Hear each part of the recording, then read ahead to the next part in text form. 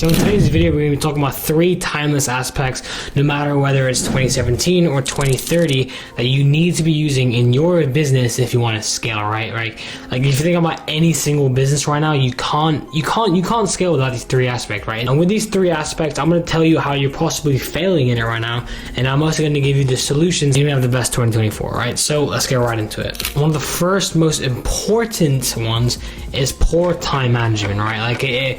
We all have the same hours in the day. There's not really an excuse to not seeing success or your business not being able to do well.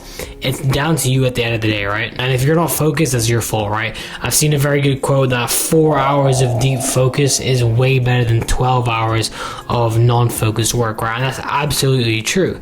But what if you had 10 hours of deep focus? What if you had 8 hours of deep focus, right? That's what we're trying to achieve here. And I think the best way you can stay on track and not pick up your phone and start scrolling is have a to-do list, right? Every day, maybe the night before, create a to-do list. So for example, every day I always have 2 sections to my to-do list. The first section is deep laptop work session. That's where I got my headphones on, lo-fi music on, and I do all the management in my business.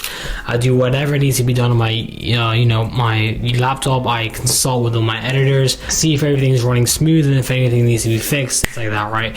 And whatever the deep focus is, I get that work done and I don't procrastinate. And the thing is with a to-do list is that it keeps you on track. It gives you specific, because if you don't know what you're doing, then you're gonna procrastinate more, right? If you don't know what you're doing, you need to be like, okay, I'm bored now, let me just go scroll on my phone quickly, right? So really, you do need to have a to-do list so you have clear instructions, or otherwise you're just taking shots in the dark, right? Obviously, it's not the best analogy for this situation, but if you don't have a to-do list, you're like taking shots in the dark, right? You don't know where you're going.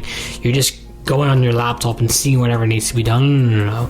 You need to have a specific in order to-do list, so it's just super organized, right? I mean, I don't care what other people say, you can run an effective business if you're not organized, right? That's just that's like a no-brainer. I shouldn't need to explain that to you. So every single day, create a to-do list before you go to bed for the next day. 2 is fear of failure, right? I mean, you need to be, no matter what, right? I'm not selling a course right now, but you need to be willing to invest, whether that's in a mentorship, right? A program, a course. I don't know why people shit on courses. Courses are literally absolutely amazing. I mean, if you're going to pay for a 100K course to go to university, why aren't you going to pay for one that's $1K, $500, right? That's going to give you even more value than university is going to give you in those 4 years, right? Improving your skill set is if your whole business got wiped away right now, your skill set is the one thing that you would have, right? And you shouldn't honestly be fear of failure, right? In my business, I've had clients leave, all right? Obviously, right, you're not going to run any business without some failures. And before I was doing this, I was doing drop shipping before I started my profitable agency.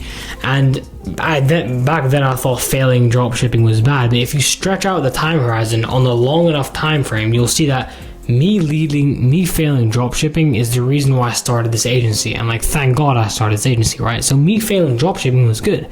Maybe later on I get one of my clients, he leaves, and then I'll be like, oh shit, that's pretty bad right now. But if I again stretch out the time horizon, I'll see that later on in the future that was actually a good play, right? If you think about any bad scenario in your life or your business, if you stretch out the time horizon long enough, it was actually something beneficial and it led you to where you are today, right? So again, you just can't have the fear of failure, and you need to be willing to invest money into stuff. And the third one is increase volume. Okay, so for example, when I say increase your volume, I mean I'm going to talk into the aspect of Instagram DMs. So let's say, for example, when I'm in school right now, right? I'm going to talk into so for example, in my December break, I had school, I had a little bit of a dry period with signing clients. The first week of my school holiday, once I could start sending full-on DMs again, I signed 3 clients in 1 week, right? As soon as I started increasing my volume. Sometimes people say when you sign clients, oh, you're lucky, right? But no, the more DMs you send, the more luck you're gonna get.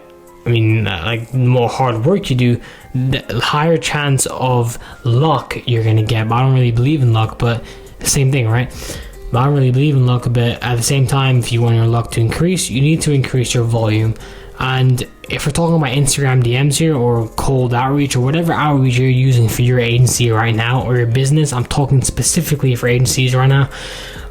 Like, you need to have these timeless principles of increasing your volume. Increasing your volume will never hurt your business, unless your business is illegal, which maybe even if it is illegal, increasing volume is still very good.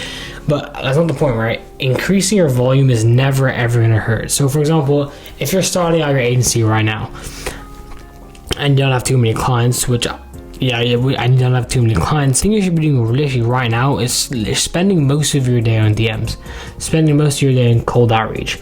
Whatever outreach system, I don't know, LinkedIn, Facebook outreach, whatever outreach system you're doing for your agency right now or your business right now. And if you're first starting out, you need to like double down on your volume. Just go all in on your volume, all in on your outreach, so you can get those initial clients. And then once you get those initial clients, you can delegate the outreach to an outreach specialist, to a DM setter, right? That's what I'm gonna do soon, right? So increase your volume, because I literally told you, once I increased my volume in the first week of my school holidays, I signed 3 huge clients, right? So that's something that's very important. You need to increase your volume if you want to increase your chances of success. And that basically wrapped up the principles for today. If maybe I missed out on one of them, so comment down below what timeless principle you think you could add to this collection. I'm actually very intrigued to hear what you have to say. Just like and subscribe to show the algorithm that's good shit. And yeah, man, I'll catch you in the next video.